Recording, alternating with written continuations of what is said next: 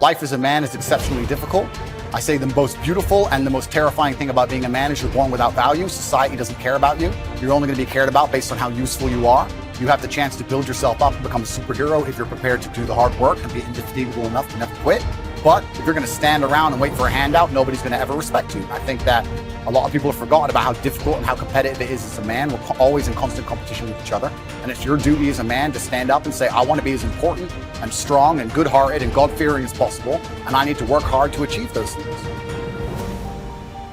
If you look at the true warriors of humanity, you look at the true empire builders, you look at the true titans who are constructing a better world, they're less about pleasure seeking because they understand that if you want to have a great life, a soaring life, look at what most people do and do the opposite.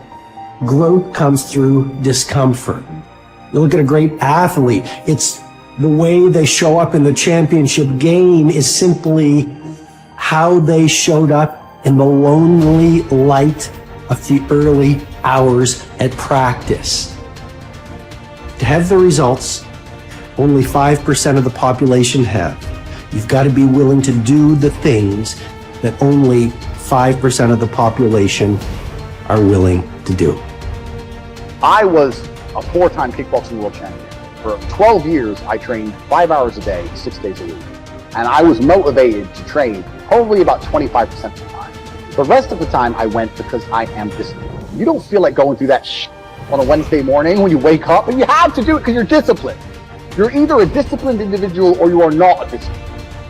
There's a difference between want and want. And I say this all the time. People say to me, I want to be rich. And I say, okay, well, I want to be able to ice skate.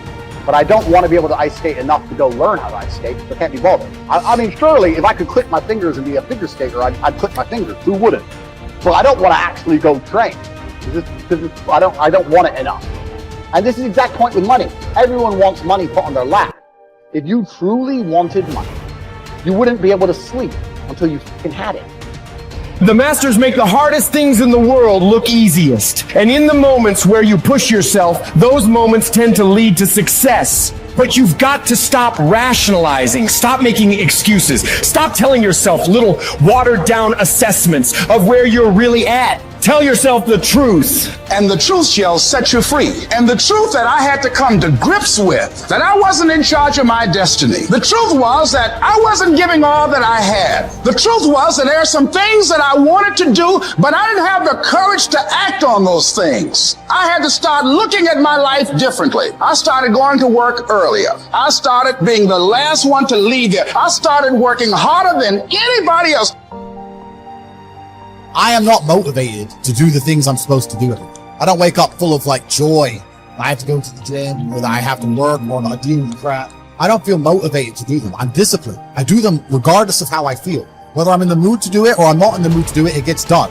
That's discipline. Discipline's a real thing. Motivation is fleeting. You're never going to be permanently motivated. If you're the kind of person who can only try hard at something he enjoys, then you're going to fail. If you truly want to win, you can't only want to win when you're happy, and you can't only want to win when you're motivated. You're competing against men like me who will perform even when it's raining, not only when the sun is shining. And if you're going to be the kind of person who can only do it in one of those scenarios, you are going to lose. You must be prepared to perform all of the time. I have a lot of people who message me and say, I struggle with motivation. My answer is simple. Then stay a loser.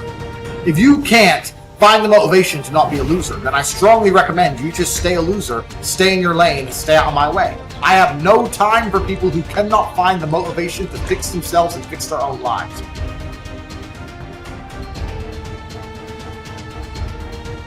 If you cannot control your own mind, then you go through life with zero control, zero influence. You can't control anything. You're just a feather in the wind, waiting for life to blow you from happy place to sad place to happy place to sad place, completely hoping on the gods to be fortunate to you, because if any genuine discomfort comes your way, we're clouded with doubt, and we wonder why it is so difficult for us to grow into the best version of ourselves. We wonder why it is so difficult to climb that mountain, to get over that obstacle. It's because we are not looking at the opportunity with the right perspective. Break the patterns that have been leading your life, but you need to identify what the patterns are. I think sometimes we just aren't even aware It's just a pattern that's running. It's something that's happening. Maybe it's been happening for months or years or decades. We're not even aware. It's just become our identity. So when you identify the negative identity patterns that are holding you back, that's the first step. And you can start to really shift and replace it with a new identity, a new pattern that you can implement. What you do is you pick up your past and you embrace it. You understand it, you accept it, as I had to go through these things that I had to go through in order for me to get to this place today. And the evidence for that is that I did. You don't need any more evidence. You did. And then you toss it. You toss it. You embrace it and you toss it. And you merge into the now by giving up your attachment. Before you can do something, you first must be something. So you've got to be it intellectually. You've got to be it emotionally. It's like Solomon says, as a person believes in their heart, the emotional man. Well, it's only a period of time then until it manifests physically. That's one of the first laws of the universe, is the perpetual transmutation of energy. Energy is moving into form, always. To form, moving into form, through form, back into form again. So we cause it all to happen the way we think and the way we stay locked into ideas. I don't think greatness is something you're born with, some mysterious power bestowed upon us by God. It's something that truly exists in everyone. I look at it as a superpower we all have, buried deep inside us. This tiny diamond surrounded by layers and layers of rock, the hardest rock in the universe.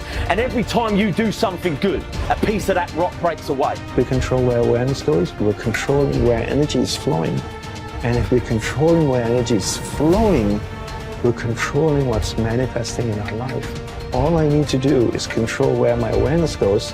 And if I can control where my awareness goes, I can control where my energy is flowing. And if I can control where my energy is flowing, I can control what is manifesting in my life. Every single person that wins big, every single person that you look at, every single person that you're inspired by, every single person that you aspire to be like, they only have one plan, and that is they are going to win or they are going to die trying. You can make your dream into a reality, but it will only take one person to believe that it's possible. It will only take one person to put in the work. That person is you. If you're sitting down and you start thinking about some future worst case scenario that you're conjuring up in your mind, and you begin to feel the emotion of that event, your body doesn't know the difference between the event that's taking place in your world, outer world, and what you're creating by emotion or thought alone. So most people then, they're constantly reaffirming their emotional states. So when it comes time to give up that emotion, they can say, I really want to do it. But really the body is stronger than the mind because it's been conditioned that way. So the servant now has become the master. And the person all of a sudden, once they step into that unknown, they'd rather feel guilt and suffering because at least they can predict it.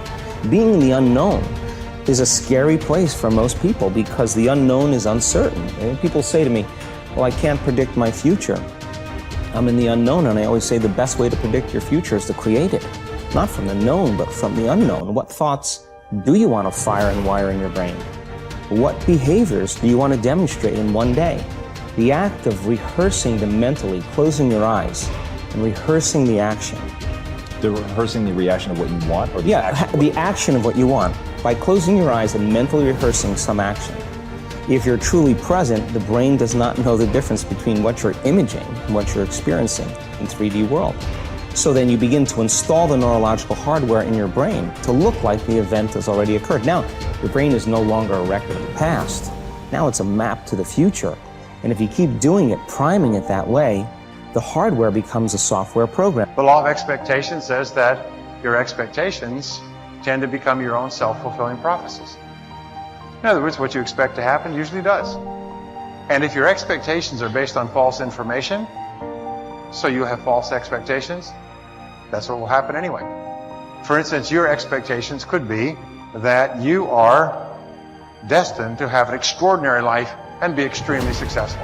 is that no matter what happens, it's all part of a learning process that is leading you inevitably to great success, happiness, and accomplishment.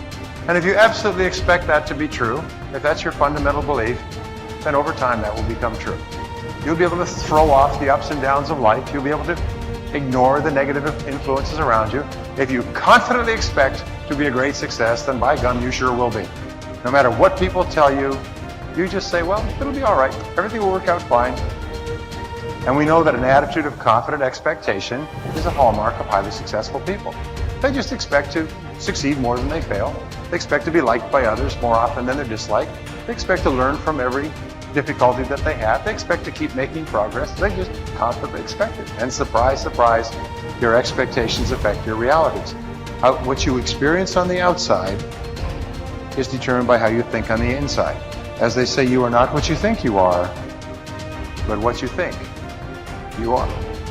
In the Bible it says, as a man thinketh in his heart, which means in his subconscious mind, way down deep, so is he. According to your faith, it's done unto you, and so on. Big picture thinking can benefit any person in any profession. When somebody like Jack Welch tells a G employee that the ongoing relationship with the customer is more important than the sale of an individual product, he's reminding them of the big picture. When two parents are fed up with potty training, poor grades or benders and one reminds the other that the current difficult time is only a temporary season, then they benefit from thinking big picture. You have to think anyway, so why not think big? Big picture thinking brings wholeness and maturity to a person's thinking. It brings perspective. It's like making the frame of a picture bigger in the process, expanding not only what you can see, but what you are able to do. Big picture thinkers are never satisfied with what they already know. They are always visiting new places, learning new skills. And because of that practice, they often are able to connect the unconnected. They are lifelong learners. To help me maintain a learner's attitude, I spend a few moments every morning thinking about my learning opportunities for the day. As I review my calendar and to-do list, knowing whom I will meet that day, what I will read, which meetings I will attend, I note where I am most likely to learn something. Then I mentally cue myself to look attentively for something that will improve me in that situation. If you desire to keep learning, I want to encourage you to examine your day and look for opportunities to learn. Writer Henry David Thoreau wrote, "Many an object is not seen, though it falls within the range of our visual ray, because it does not come within the range of our intellectual ray." Who you are determines what you see and how you think. Big picture thinkers realize there is a world out there besides their own, and they make an effort to get outside of themselves and see other people's worlds through their eyes. It's hard to see the picture while inside the frame. To see how others see, you must first find out how they think. Becoming a good listener certainly helps with that. So does getting over your personal agenda and trying to take the other person's perspective. French essayist Michel Ayquem de Montaigne wrote, "The value of life lies not in the length of days, but in the use we make of them. A man may live long yet live very little. The truth is that you can spend your life any way you want, but you can spend it only once. Becoming a big picture thinker can help you to live with wholeness, to live a very fulfilling life. People who see the big picture expand their experience because they expand their world. As a result, they accomplish more than narrow-minded people. And they experience fewer unwanted surprises too, because they are more likely to see the many components involved in any given situation. Issues, people, relationships, timing, and values.